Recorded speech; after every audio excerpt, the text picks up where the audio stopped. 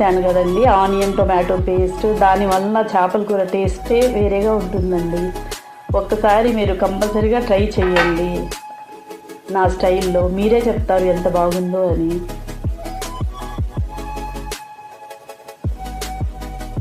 చూడండి ఎంత చక్కగా ఉడుకుతుందో.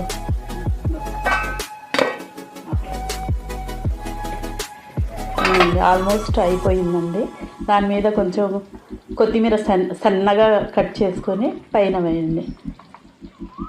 కూర బాగా దగ్గర అయిన తర్వాత అప్పుడు కొత్తిమీర పైన జల్లి ఇంకో 5-10 మినిట్స్ సిమ్ మీద పెట్టేయండి, పైన ఆయిల్ చేరినట్టు.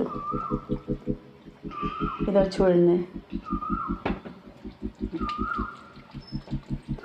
పైన ఆయిలీగా బాగా వచ్చేసిందండి. అలా వస్తే కలర్ఫుల్గా బాగుంటుంది కూర. అంతేనండి, టేస్టీ చేపల కూర రెడీ.